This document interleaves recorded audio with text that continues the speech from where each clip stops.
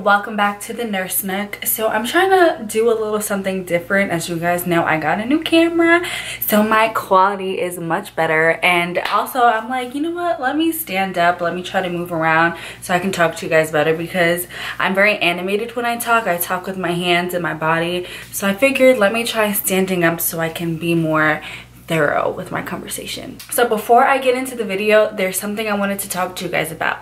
I have been using these new organic tampons and I am obsessed with them. Some of the tampons that they sell in stores are full of ingredients that are so bad for you, and some of them I cannot even pronounce. And women's vaginas are very, very absorbent. So you're putting these tampons in you with all these pesticides and all these chemicals, and your body is just absorbing them, and it is so unhealthy for you. So I have been using these 100% cotton, 100% organic tampons. They are by the brand Cora, and I'll show you guys what they look like. So there's two types. These are the regular tampons that you can just like share with the brand. They come in these super cute packages. Can they focus? No, you're not gonna focus. There we go.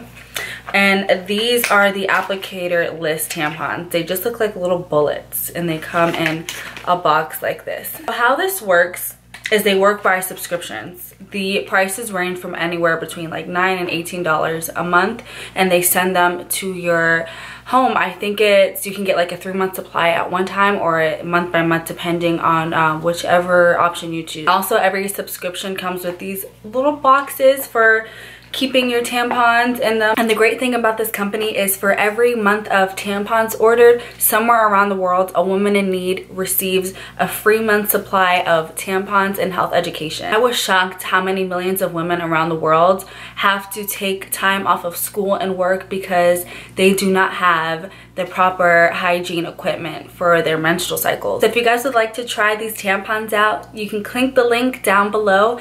There's a free 1-month trial of tampons when you sign up. So if you guys try it out, let me know how you guys like it.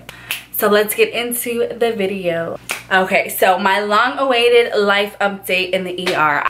So I have been in the ER for 2 months now, and it is so much different than when I did my first update video. My first update video, I had only been in the ER for a week, and now I have 2 months of experience under my belt, which is still like nothing in the grand scheme of things, but it is such a difference from when I first started. So I want to give you guys an update and let you guys know how I'm doing. So my first week in the ER was pretty much just like observing, getting to know how things work, know where all the supplies are, the protocols, how things are handled.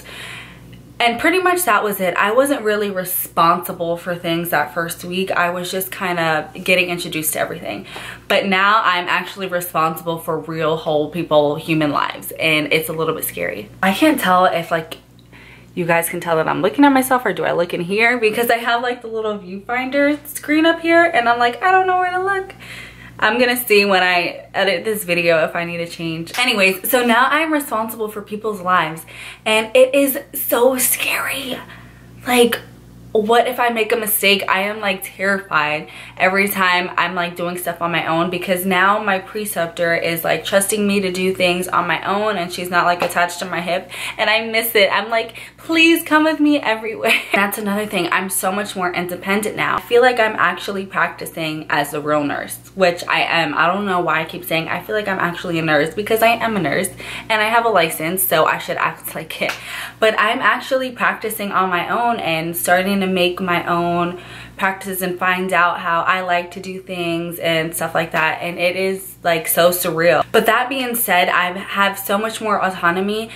But my biggest problem right now is managing my time, because in the ER, everything is in like super speed. When I did my clinicals on the floor, I kind of, you know, knew how the day was gonna go. I knew that we had to do 8 o'clock vitals, 12 o'clock vitals, 4 o'clock vitals. I knew all the meds that were due because I can see it in the MAR. I could plan out the day. In the ER, there's none of that. You don't know what's coming in that door. You don't know what the doctor's gonna order. You don't know when they're gonna go to CT. And it's just like, you have to be on your toes constantly, because you don't know what's gonna come in next. And the ER is very task oriented. So you get somebody coming in with abdominal pain, you know you have to start a line, you're gonna probably have to start fluids on them, you gotta do your assessment, you have to chart your assessment, you have to do your hourly updates, vitals every 2 hours. There's a lot to do. And a big problem for me is trying to establish a rapport with my patients in that first like 2 minutes that I'm in there doing my assessment. Because I used to be a tech and I used to do like, you know, the bed baths, and I was in there for a while, so I had like a little bit longer time to create a relationship with my patients.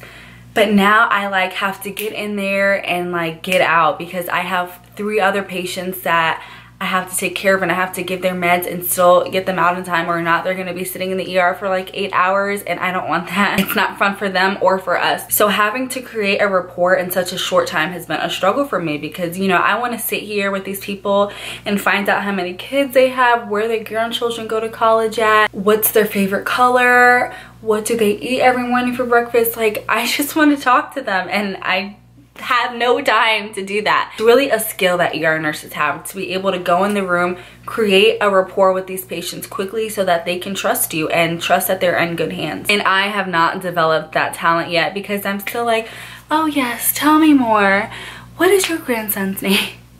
I don't have that yet. I just want to, you know, just sit and talk, and I do not have the time for that. So I end up getting like behind in all my charting, and then I get so overwhelmed, and I'm just like, please help me, and then I start drowning, and then my preceptor like pulls me up out of the water. But I can tell you that every day I'm getting better. Like the last day I worked, my preceptor sat me down and she was like, okay, look, we have to work on your speed. And I was like, girl, you are so right, because that's exactly what I was thinking. And speaking of my preceptor, she is still as amazing as ever. We have this like mother-daughter relationship now, where she's like so protective of me and I'm so protective of her, and we're like one now. I'm gonna be so sad when I'm not with her every day. I'm gonna go through withdrawals. So another update, I'm still not drinking coffee. A lot of the people in my ER think I'm so crazy when they ask me if I want some coffee, and I'm like, no, I don't drink any. And they're like, girl, what do you mean you don't drink coffee? I have still been drinking my Teamy blend.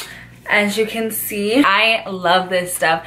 I get so energized throughout the day. There was one day where I forgot to make my tea in the morning, and I didn't have time, and I had to rush out the door, and I was like dead all day. It just gives me so much energy, and it makes me feel like just happy and positive. My favorite ones that I've been drinking so far are the Skinny and the Alive tea, and it has kept my stomach like bloat free, and I'm still obsessed with it. You guys can use my code AC25 for 25% off and free expedited shipping. So make sure you guys check out this tea, because I love it. So besides my time management, another thing I've been struggling with is knowing what to do next. So I have the basics down. I know when my patient comes in, depending on what their complaint is, I know the protocol to follow. But what I'm not sure of yet is when something goes wrong, or when something starts to happen, something abnormal, something critical starts to happen, I have no idea what to start doing. Like when scary things start happening, the first thing I go to is my preceptor, because I'm just like, I have no idea what to do. I don't know what I should do. And that's a scary feeling, not knowing what you're gonna do, because I'm not always gonna be with my preceptor. I actually only have 6 weeks left with her, and 6 weeks is nothing. That is like, I get so stressed out and have like panic attacks when I think about only having like 6 weeks left. What has helped me a lot with knowing what to do and just having like a general background knowledge about the ER is my job sent me to ENCC, which is Emergency Nurse Core Curriculum Course. Or is it Emergency Nurse Curriculum Course? Core Curriculum. I don't know. You guys know what I'm trying to say. But they gave me so much information in there, and like what to do in different situations, and just like a foundation basically for my ER career. One of the things they taught us was, when your patient comes in, think of the worst possible scenario that could happen. When you're prepared for the worst, everything goes a lot smoother. You know how they say, if you stay ready, you don't got to get ready. And that is the truth. Like in the mornings, we should always make sure that our rooms are stocked, that we have ambu bags in there in case we need to start bagging somebody. You never know what is gonna happen in the ER especially, so you always have to stay on your toes and make sure you are prepared. So within these last 2 months, I have had my first death, my first code, my first miscarriage. Those are just some of the things I can think of off the top of my head. And honestly, my first death was a little bit weird. After the patient had passed, just cleaning them up and taking out like the IO, the IVs, it felt weird to touch a dead body. I'm not gonna lie to you. I was like a little punk and I was like, oh, I don't want to touch it. But I'm pretty sure I'm gonna get over that with experience. That was just my first time and I was a little bit freaked out about it. And that's okay. I get a lot of people messaging me asking, oh, I don't like blood, I don't like this, I don't think I'll be a good nurse. Listen, there's a lot of stuff I do not like, and I was introduced to it, and the more I see it, I'm like, whatever about it. Like vomit to me used to be like, ugh, like, oh my god, I can't smell vomit. Now I'm like, whatever, let's just clean it up. So you do get desensitized to some of this stuff. Not that you don't care, because that's not true. It's just things don't bother you as much as they used to. Also, when I was in my first code situation, it was a little bit overwhelming because there were so many different orders being shouted out and everybody kind of knew exactly what they had to do. And I'm just like standing there like, let me do something for you? But I was able to start an IV in the patient, so that was one thing I got. But the drugs and codes and stuff, that's the one thing that I'm like very iffy on, like the dosing and how much I pull up, because usually when I pull up my medications in the med room, I'm so slow, and that's one thing I need to work on, because I triple check myself. I like gather all my supplies, I push the air, I pull it out, this looks okay, and it just takes forever. Like I need to work on my speed with that. So in codes, you need to be 1, 2, 3, and I'll be like, okay, where's my syringe? I need my needle. No, you gotta be like, okay, let's go, let's save this person's life, let's push it. Yeah, there are some really stressful situations sometimes that happen, and I know when I first came in and people found out that I was a new grad, so many people were like, oh my gosh, you're so brave, you're so brave. And I'm like, what do you mean I'm brave? Like, this is just like the ER. And now I am realizing what they are talking about, because it is very stressful and you have to have your skills like on 10. Especially the main thing I would say is time management. And I never had experience on like working on a med surg floor or like any other regular floor where the pace is much slower than the ER. I just threw myself into the ER. So I'm trying to like come up with these time management skills, like trying to just put together whatever I can to survive. But I know I am here for a reason. God gave me this opportunity, so listen, I'm gonna make the best of it. I will say that from nursing school, very little of what I learned from nursing school applies to the ED. I feel like a lot of this stuff was more applicable to like med surg, even ICU stuff, because in the ER it's like a totally different animal, like even down to how we do procedures and like what we need consents for. In the ED it's like a whole nother entire world, so that's why it's taking me a little bit longer to learn all of these things. But in conclusion, I absolutely love the ED. I still am in love with it regardless of how stressful it is. I love learning about all these diseases and how to take care of people and the emergency things that people come up with and how to save lives. I love it, guys.